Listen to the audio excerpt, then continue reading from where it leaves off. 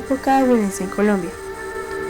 La violencia se halla indudablemente marcada por acontecimientos políticos, sin embargo se desarrolla según ritmos que son ampliamente independientes en tales acontecimientos.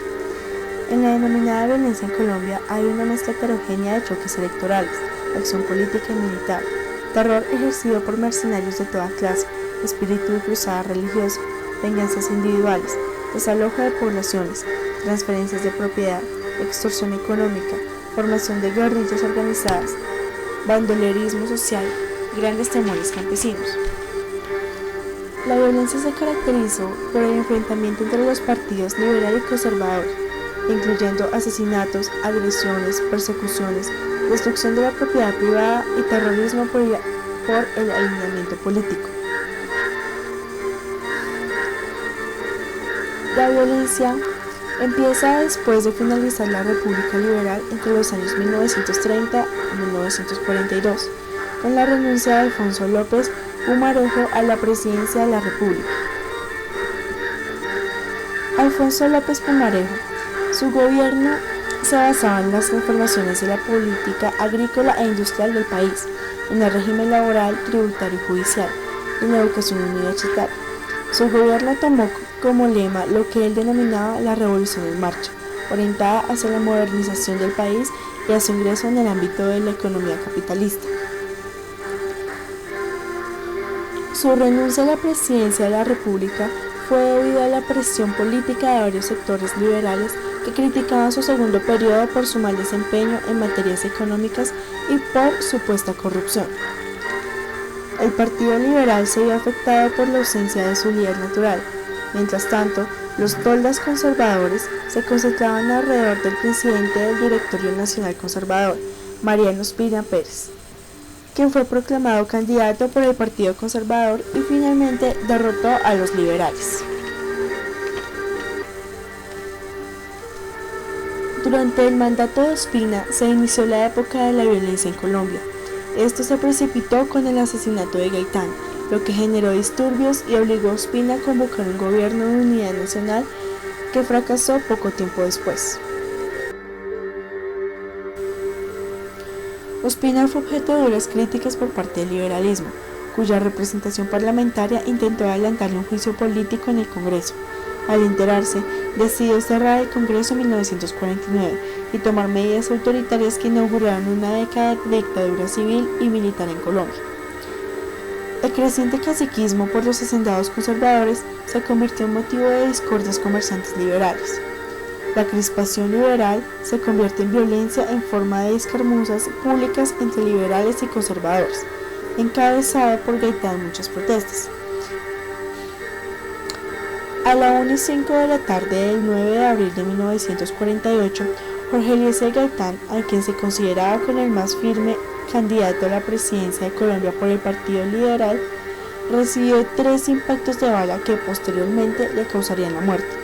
La avenida Jiménez con carrera séptima a unos pasos de la iglesia de San Francisco fue testigo de inicio de uno de los hechos más recordados en la ciudad desde su fundación, el Bogotazo.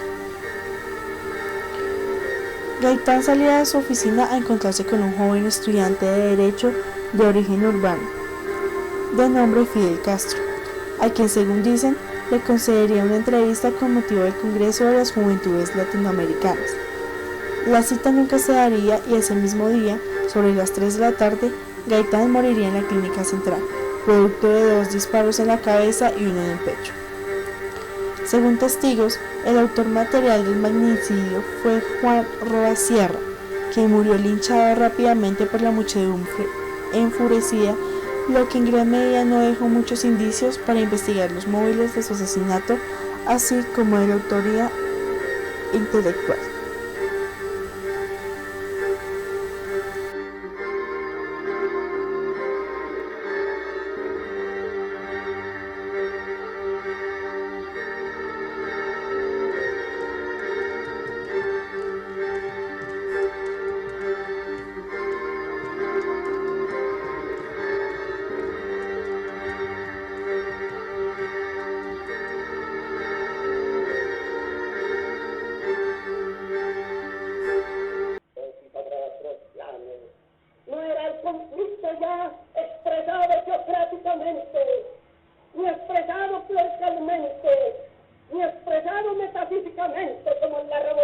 francesa era el contraste de lo económico y de lo social.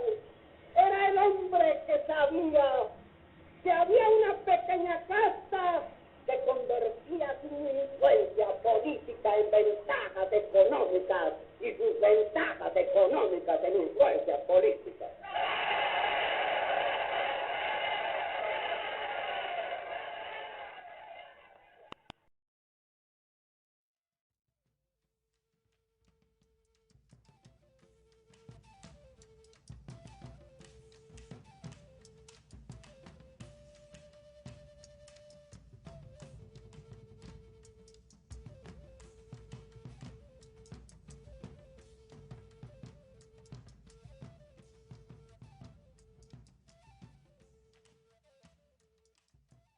Atención, atención, hoy 9 de abril de 1948.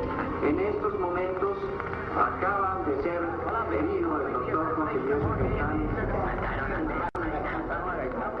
Mataron el padre de Colombia.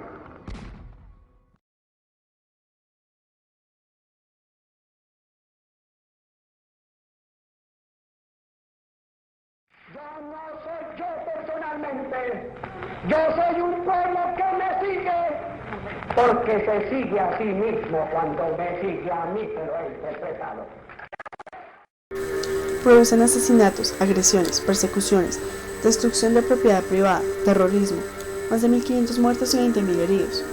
En junio 13, el general Gustavo Rojas Pinilla tomó el poder, gracias a un golpe de Estado.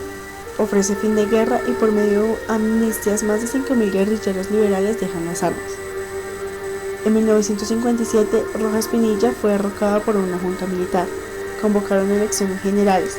Se acordó tregua entre liberales y conservadores. Surge el Frente Nacional.